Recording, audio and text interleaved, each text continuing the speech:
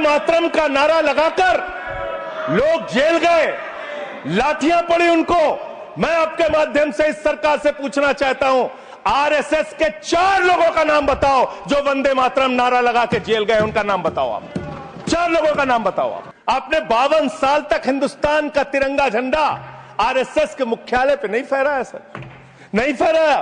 कि मुसलमानों कहां जा रहे हो, यह है तुम्हारा मुल्क, यहां तुम्हारे आबाओ अजदाद की कब्रें हैं।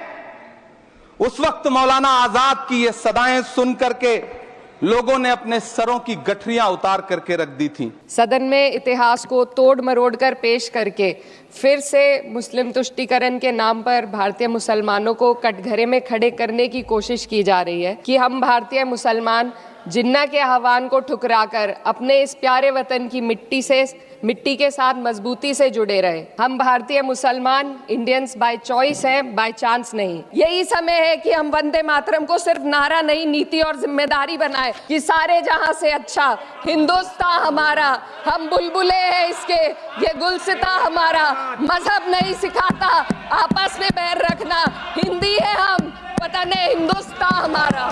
वंदे मातरम के 150 साल पूरे होने में देश भर में वंदे मातरम पर जश्न मनाया जा रहा है और संसद में बहस चल रही है। बहस में बताया जा रहा है किसने वंदे मातरम को उसकी असली जगह, उसकी असली पहचान नहीं दी। ऐसे में इतिहास के पन्ने खुल जाते हैं और हकीकत सामने आती है कि वंदे मातरम किसने गाया, किसने नहीं गाया। कई लोग कहते हैं कि आरएसएस और बीजेपी ये बता सकती है क्या उन्होंने अंग्रेज़ों को हटाने के लिए कभी वंदे मातरम गीत गाया था। ये हकीकत है, इसका जवाब शायद आप लोगों को पता है। ऐसे में ही सपा सांसद इकरा हसन आती हैं और उनका भाषण, उन्होंने जो संसद में कहा वो वायरल हो जाता है।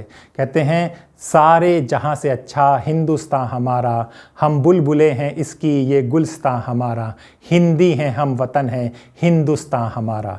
तो आइए सुनते हैं इकरा हसन ने जो इस वंदे मातरम में जो शोर मच रहा था उसमें जब अपनी बात कही तो कितने खूबसूरत तरीके से उन्होंने सब कुछ समझाया, देश को समझाया और कैसे उन्होंने अपनी बात रखी। धन्यवाद अध्यक्ष महोदया। आज हमारे राष्ट्रगीत के 150 वर्ष पूरे होने पर हो रही महत्वपूर्ण चर्चा में गर्व के साथ एक भारतीय होने के नाते मैं अपने विचार रखना चाहती हूँ।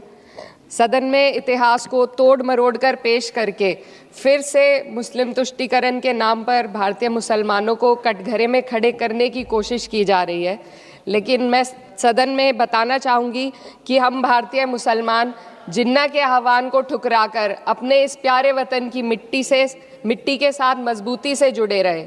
हमने महात्मा गांधी, बाबा साहब डॉक्टर भीमराव अंबेडकर, रविंद्रनाथ टैगोर जी, सुभाष चंद्र बोस जी, मौलाना अबुल कलाम आज़ाद, अशफाक उल्लाह खां साहब के विचारों को अपनाया। हम भारतीय मुसलमान इंडियंस बाय चॉइस हैं, बाय चांस नहीं। वंदे मातरम के किन छंदों को राष्ट्रीय गीत के तौर पर अपनाया जाए, यह फैसला सर रविंद्रनाथ टैगोर और सुभाष चंद्र बोस जी जैसे नेताओं के परामर्श के बाद हुआ। क्या अब हम उन महान नायकों की समझ पर प्रश्न चिन्ह उठाएंगे, उन्हें देश को बांटने वाला और तुष्टीकरण करने वाला कहने का पाप करेंगे? उन महान हस्तियों ने वंदे मातरम के उन छंदों को अपनाया जिन्होंने देश के हर वर्ग, हर धर्म के मानने वालों को एक सूत्र में पिरोने का काम किया। और मैं एक घटना आप लोगों के सामने रखना चाहती हूँ। वर्ष 1998 में उत्तर प्रदेश सरकार के मंत्री रविंदर शुक्ला जी ने स्कूलों में राष्ट्रगीत को गाना अनिवार्य कर दिया था। लेकिन तब के तत्कालीन प्रधानमंत्री अटल बिहारी वाजपेयी जी ने, जो उस समय लखनऊ के दौरे पर थे, उत्तर प्रदेश सरकार के इस फैसले पर नाराजगी जताई और यूपी सरकार ने राष्ट्रगीत को अनिवार्य करने वाले मंत्री को बर्खास्त कर दिया था। अब मैं सत्ता पक्ष से सवाल करना चाहूंगी।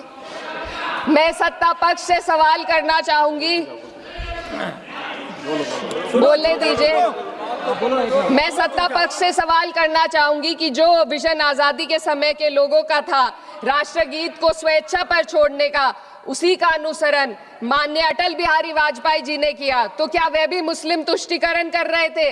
जी नहीं, अटल बिहारी वाजपेयी जी राजधर्म निभा रहे थे। देश में सब धर्मों को एक साथ लाना, सबके जज्बात का एहसास करना ही सबसे बड़ा राष्ट्रवाद है। माननीय अध्यक्ष महोदय, आज हमें वंदे मातरम के असली भाव को समझना जरूरी है। यह गीत तो देश के जल, जंगल, जमीन, हरियाली और निर्मल हवा की वंदना को समर्पित है। यह भारत की जन जन की मंगल कामना करता है कि भारत का हर नागरिक स्वस्थ रहे, सुरक्षित रहे और सम्मान के साथ जी सके। सुजलाम सुफलाम का अर्थ है, सुनिए, ऐसा देश जहां स्वच्छ और पर्याप्त जल हो, जहां नदियां जिंदा हो, बहती हो, जीवन देती हो। अध्यक्ष महोदय, लेकिन अब जरा यमुना का हाल देखिए। दिल्ली प्रदूषण नियंत्रण समिति की 2025 की रिपोर्ट बताती है कि यमुना के कई हिस्सों में बीओडी स्तर 127 mg पर लीटर है तक पहुंच चुका है, जबकि किसी जीवित नदी के लिए ये 3 mg पर लीटर से कम होना चाहिए। ये सिर्फ नदी का संकट नहीं है, ये किसान का संकट है। नमामि गंगे के नाम पर हजारों करोड़ रुपए खर्च हो गए, लेकिन सच्चाई ये है कि आज भी गंगा और यमुना के किनारे किसान मजबूरी में उसी जहरीली पानी से खेती कर रहा है। वही जहर अनाज में उतरता है और वही जहर किसान की जिंदगी को धीरे धीरे खत्म कर देता है। अध्यक्ष महोदय, जब पानी जहर हो जाएगा तो सुजलाम कैसे होगा? जब किसान बर्बाद होगा तो सुफलाम कैसे होगा? मलयज शीतलम, मलय का अर्थ है मलय पर्वत से बहने वाली ठंडी, सुगंधित, चंदन जैसी हवा जो जीवन देती है, बीमारी नहीं। आज मैं इस सदन से पूछना चाहती हूँ, क्या आज के भारत की हवा मलयज शीतलम है? नहीं अध्यक्ष जी, बस संसद से बाहर कदम रखिए, एक गहरी सांस लीजिए। ये चंदन की महक नहीं, ये जहर है जो आपके हमारे फेफड़ों में उतर रहा है। दुनिया के 20 सबसे प्रदूषित शहरों में से 13 भारत में है। दिल्ली की हवा में सांस लेना मानो रोज 20 सिगरेट पीने जैसा हो।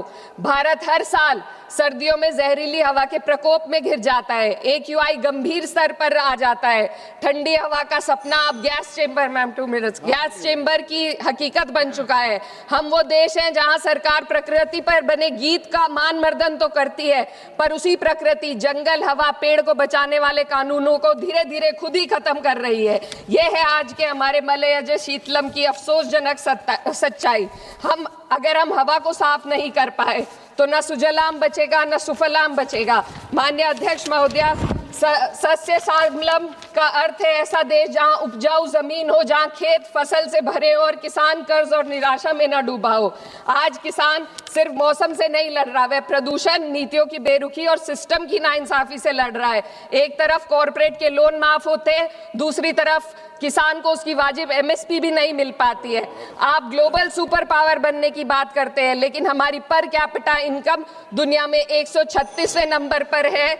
हम अपने छोटे पड़ोसी देश से भी पीछे हैं। हमारे लोग $2500 तक भी नहीं कमा पा रहे एक साल में, और जिन अरबपतियों की ये रक्षा करते हैं वो इतना पैसा एक सेकंड में कमा लेते हैं। आज वंदे मातरम को बुनियाद बनाकर राजनीति की जा रही है, लेकिन जमीन पर जंगल पूंजीपतियों को सौंपी जा रही है। आदिवासियों को उनके घरों से उजाड़ा जा रहा है।